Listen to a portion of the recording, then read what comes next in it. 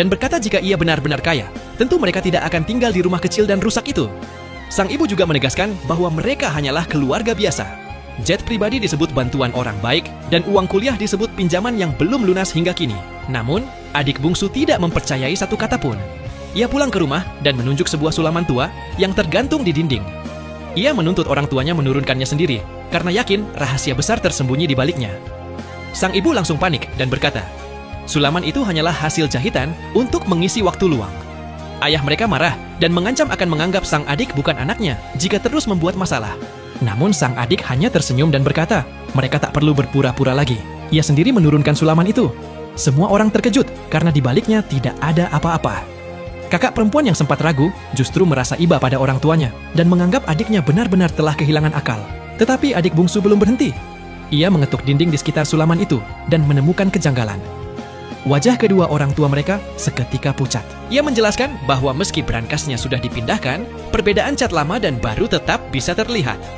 Trik sekecil itu tidak mungkin bisa menipunya.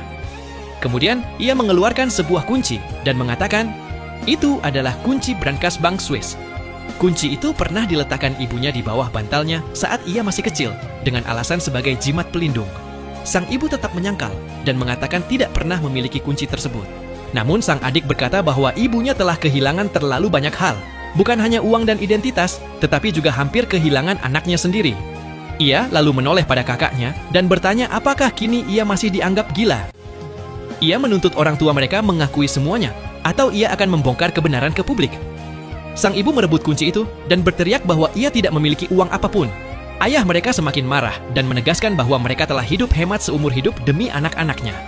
Ia memuji kakak perempuan yang bekerja keras setiap hari, menabung selama bertahun-tahun, dan memakai pakaian yang sama dalam waktu lama.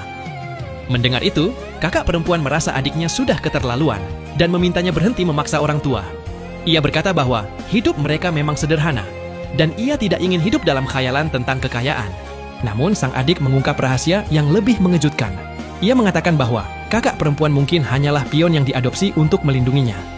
Bahkan dengan suara tenang, ia mengatakan bahwa kakak perempuan yang berdiri di sana sebenarnya telah lama meninggal dunia. Ayah mereka langsung menghentikannya dan berteriak agar ia tidak menghancurkan keluarga.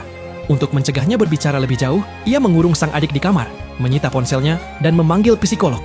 Kakak perempuan berharap semuanya kembali normal dan mengira adiknya hanya mengalami gangguan.